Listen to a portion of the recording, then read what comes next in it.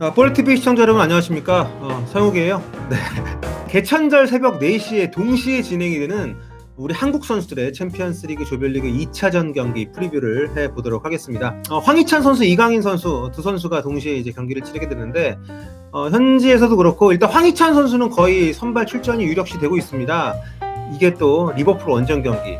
뭐 축구 팬들에게 꼭 한번 가고 싶은 곳으로 꼽히는 정말 역사적인 장소이기도 하죠. 안필드에서 황희찬 선수가 짤츠부르크 소속으로 선발 출전할 가능성이 굉장히 높은 그런 시합입니다.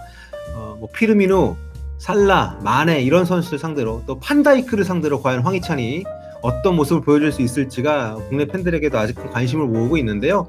이 얘기를 좀 해보도록 하겠습니다. 황희찬 선수는 벌써 올 시즌에 5골 9개 도움, 정말 엄청난 기세를 보이고 있습니다. 지난 26일 자국리그 컵 대회 때 이제 경기 출전을 못했는데 그때 훈련하다가 눈에 좀 망막 쪽에 상처를 입었대요. 그래서 좀 부상을 당해서 휴식을 좀 취했고 그 뒤로 지난 주말에 오스트리아 빈하고 경기할 때 후반 22분에 교체 출전을 했는데 이렇게 고글을 쓰고 나왔습니다. 네, 이렇게 보시면은 왕년에 네덜란드 에드가 다비드 선수가 썼던 것처럼 눈을 좀 보호하기 위한 그런 장비를 하고 나온 것이죠. 원래 선수들 목걸이도 못하고 귀걸이도 못하잖아요. 이런 장비를 하려면은 이게 있어야만 경기를 할 수 있다라는 거를 입증을 시켜야 되는데 자국리그에서는 이게 좀 인정이 돼서 쓰고 나왔고 챔피언스 리그에서는 어떻게 될지 모르겠습니다. 근데 뭐 선수를 보호하는 차원에서 아마 인정을 해주지 않을까 싶은데 아무튼 황희찬 선수가 약간 부상이 있는 상황에서도 팀에 복귀를 했고 현지에서도 리버풀전 선발 출전 예상을 지금 하고 있는 그런 상황입니다. 올 시즌에 뭐 다들 아시는 것처럼 레드불 짤츠부르크가 오스트리아 리그를 뭐 씹어 먹고 있습니다. 네, 정말 뭐 대단한 상승인데 지금 짤츠부르크가 리그에서 8승 1무 5패로 단독 선두고요. 12경기에서 뭐 컵대회, 리그, 챔피언스 리그 12경기에서 무려 55골을 넣었습니다. 정말 대단하지 않습니까? 아주 어마어마한 득점포를 쏘아 올리면서 오스트리아 리그를 지금 뭐 재패를 하고 있는 상황인데요. 이게 챔피언스 리그에서는 조금 주춤할 줄 알았는데 뭐 지난번에 경기 보신 분들은 아시겠습니다만 그렇지 않았습니다. 레드불 짤츠부르크가 지난 1라운드 벨기에 우승팀인 행크랑 경기를 했는데요. 이때 정말 또 골 폭풍을 몰아쳤습니다. 황희찬 선수도 좋은 활약을 펼쳤었고요. 6대2로 짤츠부르크가 첫 경기를 정말 호쾌하게 승리를 하면서 마무리를 했습니다. 지금 기록 비교 보시면은 26대10입니다. 슈팅 숫자 차이가요. 유효슈팅이 13대4니까 뭐 그야말로 일방적인 그런 경기 흐름이었다고 볼 수 있겠습니다. 그리고 점유율은 오히려 행크가 앞서는데 이게 짤츠부르크 스타일입니다. 짤츠부르크는 볼을 점유하는 스타일이 아니고 압박을 많이 하면서 공격할 때 카운터 어택을 통해서 상대를 몰아세우는 그런 축구를 하면서 아주 인상적인 그런 경기력을 보여주고 있습니다. 뭐 리버풀에 대해서는 뭐 설명할 필요가 없는 뭐 챔피언스리그 디펜딩 챔피언이고요. 지금 리그에서도 뭐 전승가도를 달리면서 1위를 질주하고 있기 때문에 그야말로 지금 유럽 최고의 팀을 상대로 우리의 황희찬 선수가 경기를 치른다. 특히나 홈에서는 아주 강한 모습을 보여주고 있는 리버풀이기 때문에 짤츠부르크 그리고 황희찬 선수에게는 아주 도전적인 그런 경기가 될 것으로 보입니다. 자, 이게 현지에서 예상하고 있는 스태틱 라인업인데요. 보시면은 오른쪽 짤츠부르크의 황희찬 선수 10점, 이게 지난 경기에서 평점 10점을 줬죠, 여기서. 네, 헤트트릭 기록과 할란드보다도 높은 평점을 줬습니다. 그만큼 팀 기여도가 높았던 황희찬 선수인데요. 리버풀은 4-3-3, 짤츠부르크는 4-2-2-2로 예상을 하고 있습니다. 두 팀 다 이제 포백을 쓰고 있는데 황희찬이 할란드 선수, 지난 여름에 U20 월드컵 득점왕이었던 할란드 선수죠. 이 선수가 최근에 약간 몸이 안 좋아서 지난 주말 경기도 쉬었는데 10경기에서 혼자서 17골, 도움 4개, 공격 포인트가 21개입니다. 그야말로 괴물이죠. 왕년에 맨체스터 시티 주장이었던 할란드, 미드필더 할란드의 아들인데요. 이 할란드 선수가 이번 경기 출전 여부가 약간 불투명하긴 합니다. 나오게 된다면 황희찬 선수하고 투톱을 이룰 가능성이 있는데, 야, 어떻게 10경기에서 그것도 유럽 1부 리그에서 17골, 도움 4개 말이 됩니까? 예. 아무튼 여기서 이제 판다이크, 마티프, 정말 피지컬로 둘째가라면 서러워할 만한 센터백 조합이죠. 판다이크는 여전히 뭐 지난 시즌 못지않게 잘하고 있는데 만약에 이 경기에서도 황희찬, 할란드 투톱이 먹힌다면 올 시즌 짤츠부르크, 지난 시즌 아약스 못지않은 그런 돌풍의 주역이 될 가능성이 충분히 있습니다. 챔피언스 리그에서 리버풀 굉장히 강한 팀입니다. 챔피언스 리그 홈 22경기 목표입니다. 22경기. 아니 홈에서만 22경기면은 한 4시즌 정도 되지 않나요? 엄청난 그런 기록이고요. 심지어 홈에서 최근 5경기 연속 무실점입니다. 네, 지난 시즌에 바르셀로나, 메시의 바르셀로나를 홈으로 데리고 와서 무려 4대 0으로 박살을 냈던 또 리버풀이잖아요. 홈에서는 정말 강한 팀이기 때문에 이 팀이 이 팀을 상대로 짤집으로 골을 넣는다면 그 자체로도 아주 그 유럽에서도 큰 소식이 되지 않을까 생각을 합니다.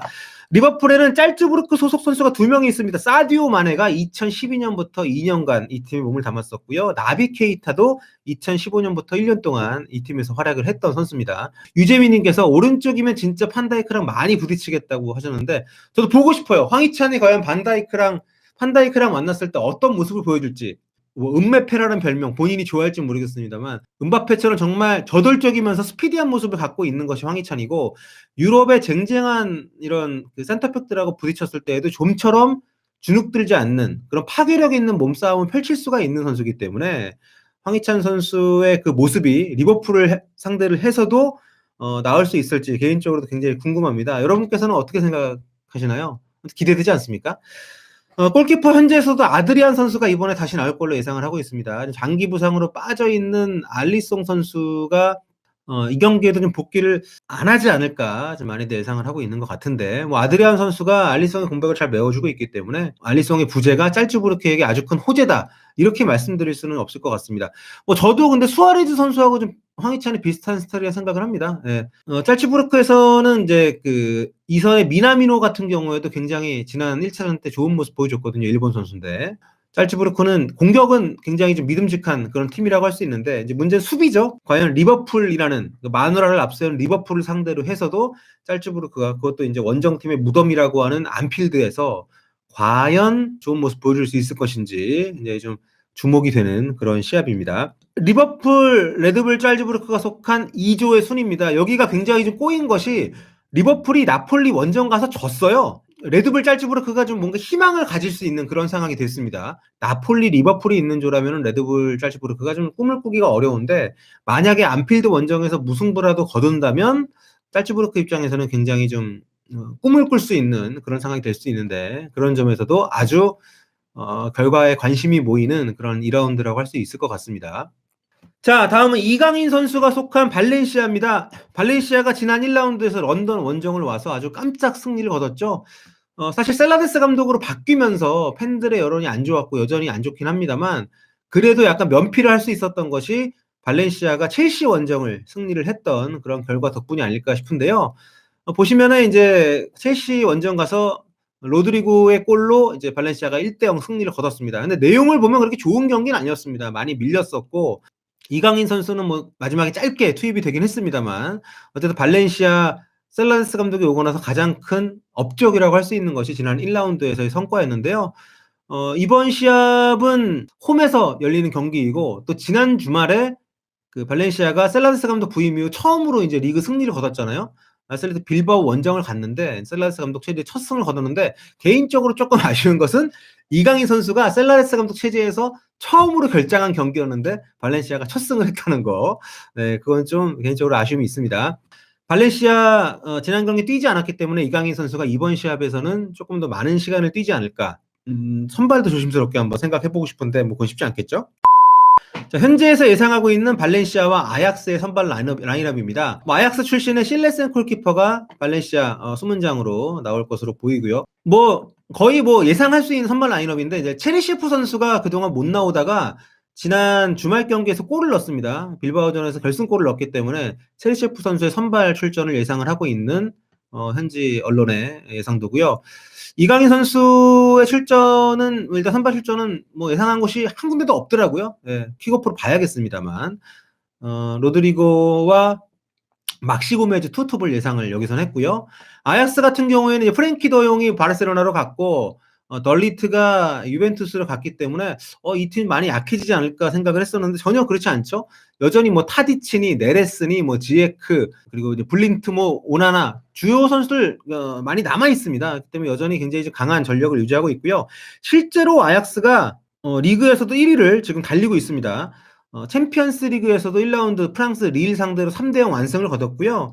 리그에서도 지난 주말 흐로닝을 상대로 2대0 승리를 거뒀고 6승 2무로 PSV 에인토번과 함께 지금 공동 1위를 달리고 있습니다. 좀 만만치 않아요. 이 팀은 정말 화수분 같은 팀입니다.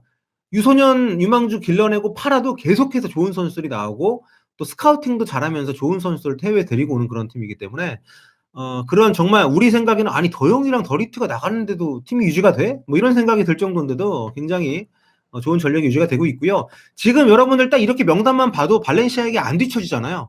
굉장히 호각세의 경기가 될 걸로 예상을 좀 하고 있습니다.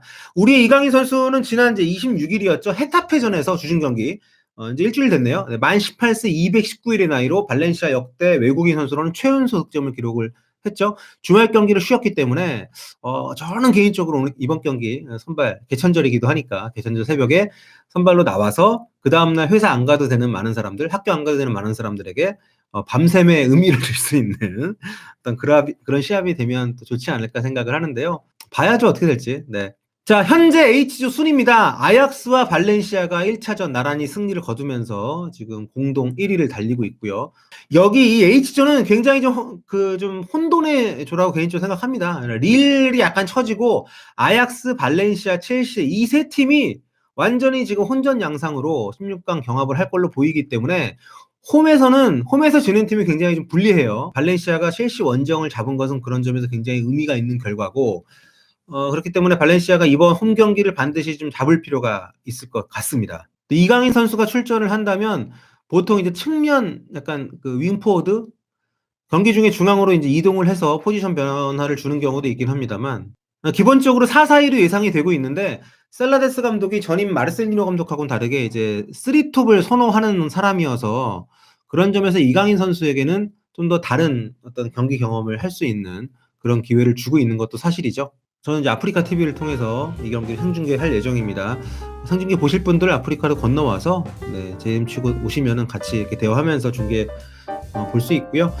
네, 우리 황희찬, 이강인 선수 모두 나와서 좋은 플레이를 펼쳐서 챔피언스리그에 박지성 선수 이후 또 손흥민 선수 이후 또 하나의 족적을 남길 수 있는 그런 시합을 보여줬으면 좋겠습니다.